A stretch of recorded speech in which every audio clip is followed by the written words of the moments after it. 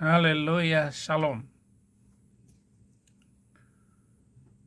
Muslim itu seperti ayam.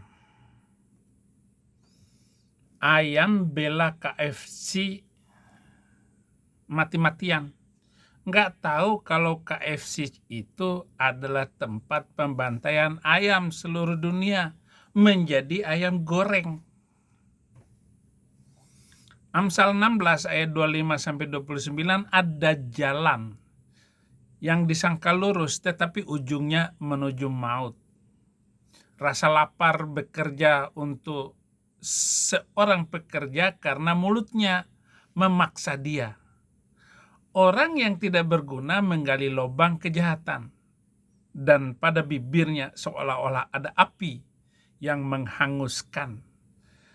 Orang yang curang menimbulkan pertengkaran, dan seorang yang pemfitnah itu akan merasakan semua akibat dari kehidupannya itu. Saya sudah melihat para pemfitnah, orang-orang yang fasik, yang hidupnya semau gua. Semua terkena sumpah dari seluruh perkataannya itu. Error semuanya, saudara-saudara. Orang yang menggunakan kekerasan menyesatkan sesamanya dan membawa dia di jalan yang tidak baik. Katanya agama damai. Saudaraku, coba lihat ayam-ayam yang lain yang belum ditebas lehernya. Mereka akan tertawa, senang-senang, bersukaria, rebutan makanan. Padahal sebentar lagi akan masuk penggorengan. Persis Muslim yang ikut demo, lalu pipis sembarangan, nggak tahu bahwa agama Arab adalah mesin penghasil uang bagi ulama mereka. Seperti siapa saja ulama dari mereka itu. Bayangkan seorang tokoh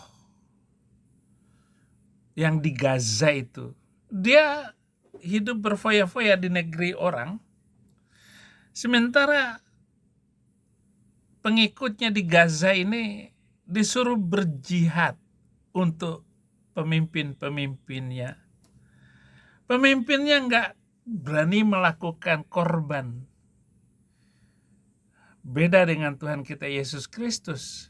Dia di atas kayu salib untuk menyelamatkan kita. Bahwa seluruh pengajaran Tuhan Yesus itu adalah pengajaran yang membawa kita hidup. Yang membawa kepada kita tetap hidup. Walaupun ada ayat, bagiku hidup adalah Kristus, mati pun adalah keuntungan. Di dalam tertawa pun hati dapat merana, dan kesukaan dapat berakhir dengan kedukaan. Orang yang murtad hatinya menjadi kenyang dengan jalannya, dan orang yang baik dengan apa yang ada padanya. Orang yang tak berpengalaman percaya kepada setiap perkataan, tetapi orang yang bijak memperhatikan langkah-langkahnya. Orang bijak berhati-hati dan menjauhi kejahatan, tetapi orang bebal melampiaskan nafsunya dan merasa aman. Muslim menghadapi hukum pasti tidak dapat berlaku adil. Mereka seperti sarang laba-laba, bikin jaring ke sana kemari, jaringnya itu. Dia sembunyi di bawah dedaunan, tapi hanya menangkap lalat kecil. Tapi kalau belalang menerobos lolos pasal dan undang-undang bagus, tetapi hanya untuk menangkap yang lemah. Tuhan Yesus berkata, Markus 8 ayat 15, lalu Yesus memperingatkan mereka, katanya, berjaga-jagalah dan awaslah terhadap ragi orang Farisi dan ragi Herodes. Dalam konteks Alkitab, berjaga-jaga terhadap ragi berarti mewaspadai pengaruh buruk dan ajaran sesat, terutama yang berasal dari orang-orang Farisi dan Herodes, yang digambarkan sebagai ragi yang dapat merusak iman dan moral. Ragi di sini bukan berarti bahan makanan, melainkan simbol dari pengaruh yang kecil namun dapat menyebar dan mengubah seluruh adonan. Kita hidup di tengah-tengah masyarakat. Bagaimana hukum yang tidak adil itu akan diberlakukan kepada kita semua, sementara yang mayoritas ongkang-ongkang kaki.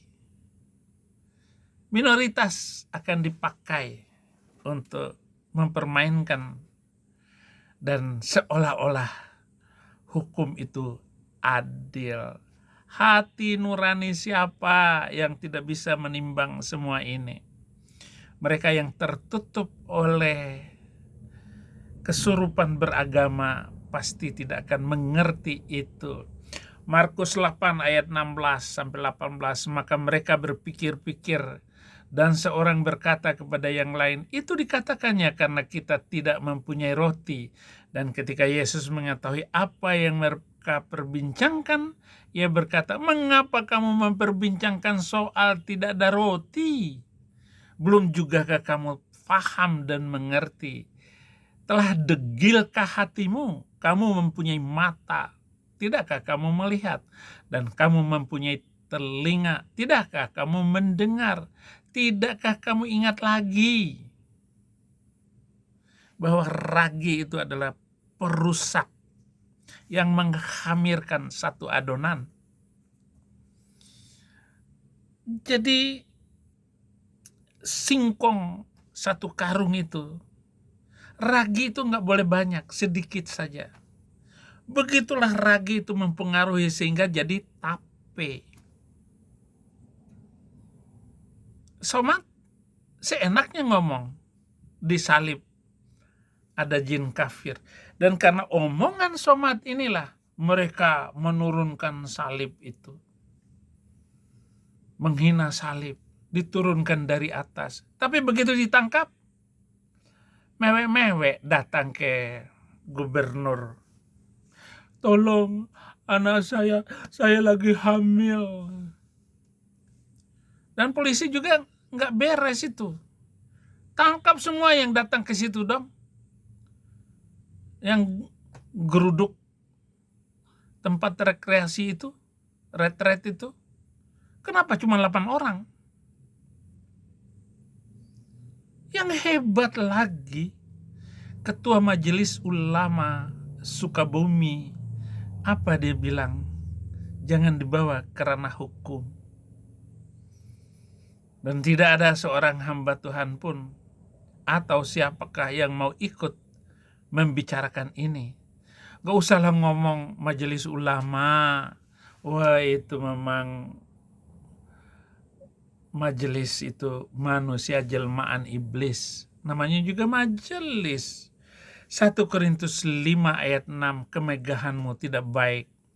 Tidak tahukah kamu bahwa sedikit ragi menghamiri seluruh adonan? Ragi orang Farisi mengacu pada kemunafikan, legalisme, dan kesombongan rohani mereka. Mereka menekankan aturan-aturan agama yang ketat, tetapi hati mereka jauh dari Tuhan. Ragi Herodes mengacu pada nafsu kuasa dan ambisi duniawi yang seringkali ditandai dengan ketidakadilan dan penindasan. Inilah ragi pemerintah NKRI. Dalam hal ini siapa kalau lagi bukan Prabowo? Nah, saya minta kepada Pak Presiden agar Bapak jangan meragi-ragikan diri untuk merusak bangsa dan masa depan. Kami semua pemilih Bapak itu menaruh harapan besar agar keadilan di dalam banyak hal Bapak bisa tanggulangi, karena Bapak jenderal. Kami menginginkan kasus-kasus penodaan agama, yaitu agama kami, Kristen, atas dasar perintah kitab suci dan suruhan ulama-ulama itu, membuat kami tidak tenang hidup di negeri Konoha ini. Jika Bapak sebagai Herodes, yaitu orang yang berkuasa pada waktu itu, tetapi Pak Prabowo yang berkuasa pada hari ini. Tunjukkan kepada kami, rakyat Indonesia, Bapak berlaku adil, habisin para pencuri uang negara itu. Bilang bahwa kita cukup makan nasi sepiring setiap pagi, siang, dan sore. Kenapa harus berlebihan? Berikan semua mereka bebas belajar. Kasih gratis semuanya. Seperti yang Bapak tahu karena Bapak pernah tinggal di Amerika dan belajar di Amerika. Seluruh mulai dari SD sampai SMA, gratiskan itu. Bahwa mereka tidak boleh besar-besar gajinya. Yang penting cukup, kendaraan cukup. Pejabat-pejabat nggak boleh pakai mobil, pakai sepeda saja seperti di Jepang sana. Semua berjalan dengan baik, normal semuanya. Tidak ada yang terlibat dengan korupsi yang triliunan itu. Bayangkan DPR itu bagi-bagi uang triliunan, mereka mencuri uang negara. Terang-terangan.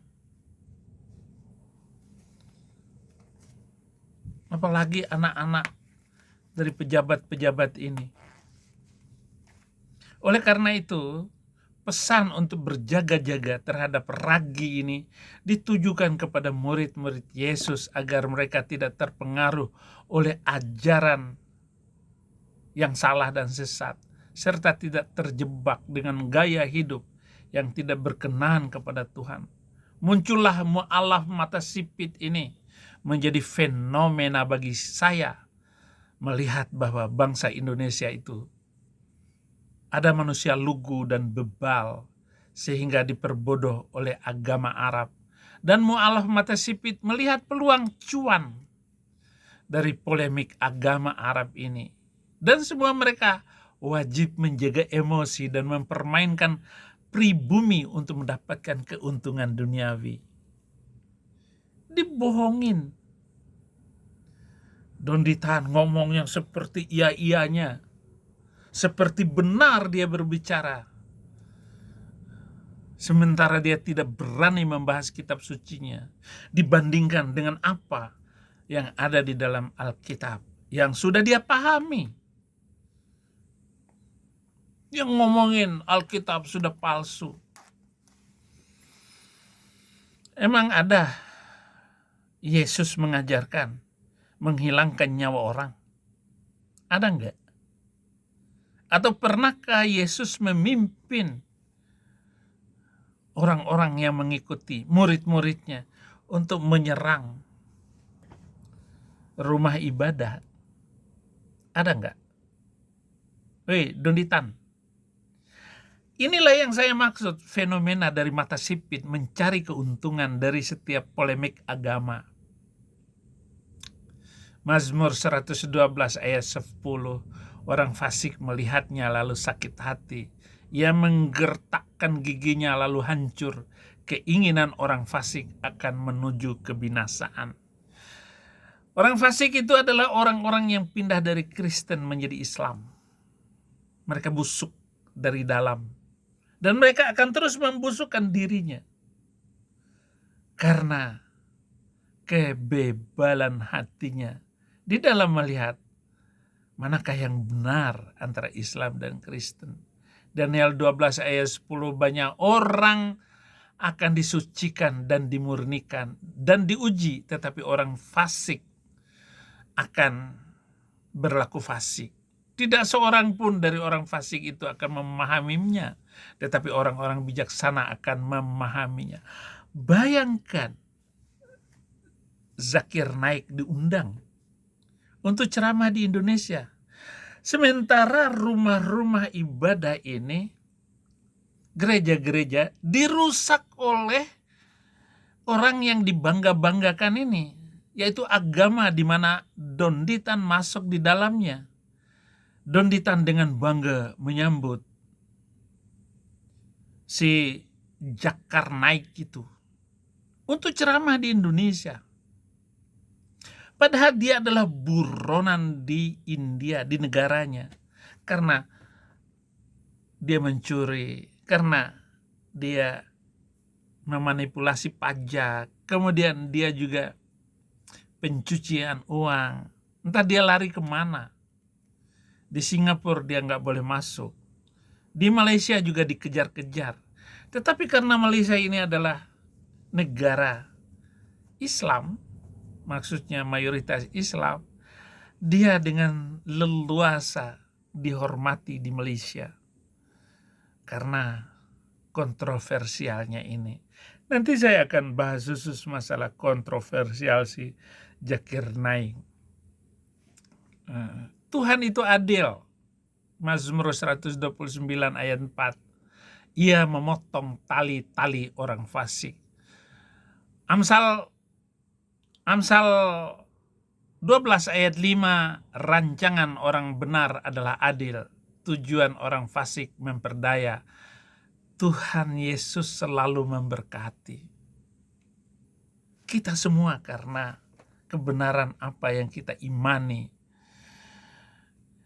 Siapa yang memperhatikan firman akan mendapat kebaikan, dan berbahagialah orang yang percaya kepada Tuhan. Ayub 20 ayat 5, bahwa sorak-sorai orang fasik hanya sebentar saja, dan sukacita orang durhaka hanya sekejap mata. Betapa sering pelita orang fasik dipadamkan, kebinasaan menimpa mereka, dan kesakitan dibagikan Allah kepada mereka dalam murkanya. Mazmur 1 ayat 1, berbahagialah orang yang tidak berjalan menurut nasihat orang fasik, yang tidak berdiri di jalan orang-orang berdosa, dan yang tidak duduk dalam kumpulan pencemooh. Mazmur 1 ayat 5, sebab itu orang fasik tidak akan tahan dalam penghakiman. Begitupun orang berdosa dalam perkumpulan orang benar. Mazmur 37 ayat 7, berdiam dirilah di hadapan Tuhan dan nantikanlah Dia. Jangan marah karena orang yang berhasil dalam hidupnya, karena orang yang melakukan tipu daya. Terus berjalan dan kita mencerahkan bangsa ini. Saya sangat percaya bahwa tidak lama lagi kebenaran itu akan muncul di bangsa kita yang gampang tertipu. Tertipu oleh si gambrong-gambreng ini, si Donditan. Tertipu oleh para mu'alaf ini yang menjual kecap nomor 1 katanya. Mari kita terus membangun hidup toleransi dan damai. Tuhan memberkati.